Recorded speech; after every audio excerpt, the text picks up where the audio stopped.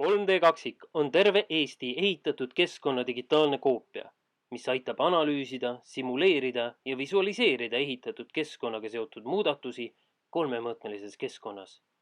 Selle leiab üles ehitisregistri kodulehelt ning see on loodud koostöös Majandus- ja Kommunikatsiooniministeeriumi ja Maa-ametiga. 3D kaksik on mõeldud eeskätt abivahendina ehitiste planeerimisel, projekteerimisel ja ehitusel.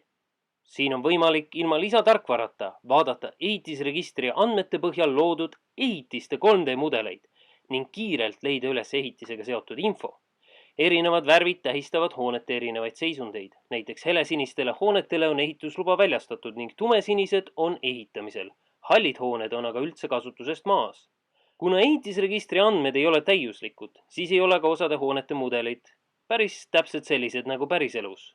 Lisaks ehitisregistri mudelitele on 3D kaksikus võimalik vaadata ka Maa-ameti detailsemaid ehitiste mudeleid, mis on loodud ülelendudest saadud lasermõõdistuste põhjal. 3D kaksikus saab vaadata, kuidas hoonete varjud langevad vastavalt erinevatele aegadele ning lisada erinevaid andmeid, mis visualiseerivad keskkonda ja piiranguid. Näiteks on võimalik kuvada teeregistri andmetest teede, bussipeatuste ja ülekäikude infot, Päästeameti andmeid veevõtukohtade ja hüdrantide kohta. Aladest ja piirangutest saab kuvada ka veekaitse, keskkonna ja tehnovööndeid. Tulevikus lisandub siia ka võimalus kuvada nii maa peal kui ka maa all asuvaid võrgurajatisi kolmemõõtmelisena. Info kogumise lihtsustamiseks on lisatud ehitusgeoloogilised andmed ja Maa-ameti punktipilvede allalaadimise info.